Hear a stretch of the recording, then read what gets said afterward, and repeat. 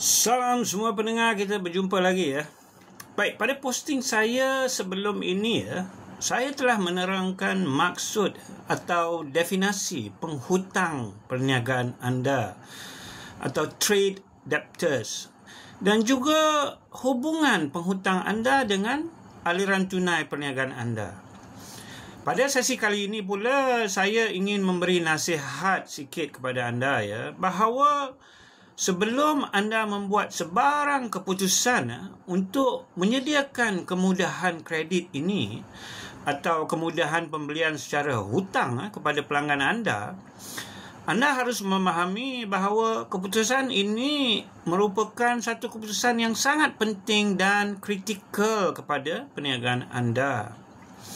Saya tidak menafikan memang terdapat banyak kelebihan sekiranya anda menyediakan kemudahan ini kepada pelanggan anda. Namun anda harus faham dahulu apakah implikasinya kepada perniagaan anda sebelum anda membuat keputusan ini. Baik, apakah implikasi yang saya maksudkan ini? Yang pertama dan paling kritikal ialah keputusan untuk memberi pembiayaan pembelian secara kredit kepada pelanggan anda ini akan memberi kesan langsung atau direct impact kepada aliran tunai perniagaan anda. Kenapa saya kata begini? Ialah bila anda menawarkan pembelian secara kredit kepada pelanggan anda, pada dasarnya anda ni macam memberi pembiayaan juga kepada mereka. Pembiayaan jangka pendek. Macam dah jadi bank lah pula di mana anda sebenarnya menanggung semua kos produk dan perkhidmatan anda tanpa anda menerima sebarang bayaran. Tiada wang tunai yang masuk ke dalam perniagaan anda. Kena tunggu pelanggan anda bayar balik hutang anda. Tapi anda kena ingat, sementara anda menunggu bayaran anda, kos operasi perniagaan anda seperti sewa, gaji pekerja dan lain-lain tetap perlu dibayar. Dengan apa baki wang tunai yang ada pada tangan anda? Maunya tiba-tiba pelanggan anda tu lambat bayar atau lagi teruk tak bayar langsung. Di sinilah akan berlakunya krisis aliran tunai yang saya maksudkan.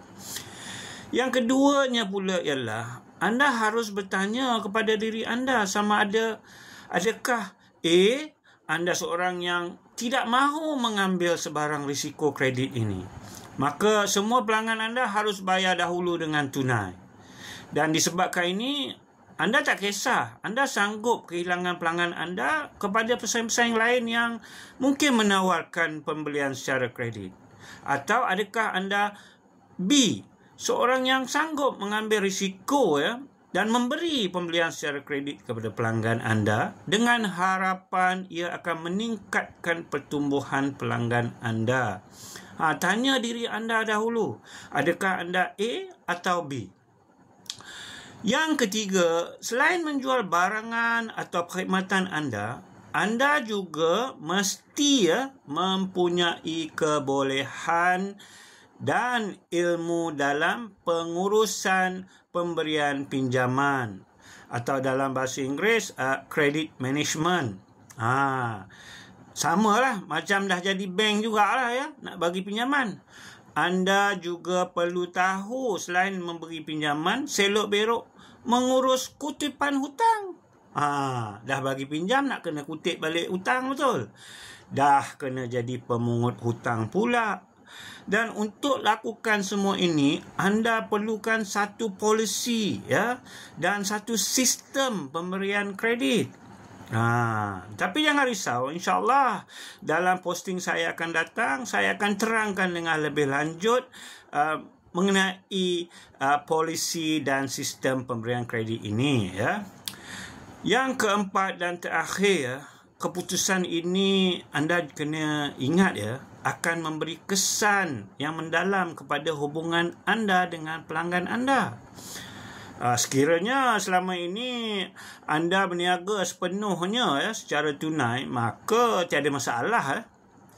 mudah dan tiada risiko pada anda. Tapi sebaliknya, bila anda mula memberi pembelian secara kredit ni, katakanlah pelanggan anda lewat bayar atau dia tak bayar langsung, ini boleh menjadikan hubungan anda dengan pelanggan anda tegang, ya. Tiada lagi kemesraan macam dulu, ya.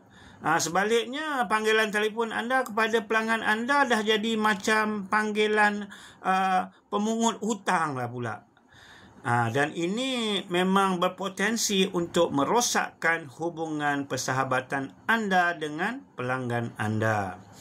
Baik, fikirkanlah semua faktor-faktor yang telah saya berikan, ya. Baik, sampai di sini sahaja perkongsian saya hari ini. InsyaAllah kita berjumpa lagi, ya, dalam posting saya akan datang. Diharap para pendengar memberi support supaya channel saya ini dapat memberi manfaat kepada kita semua. Sekian, terima kasih. Jumpa lagi.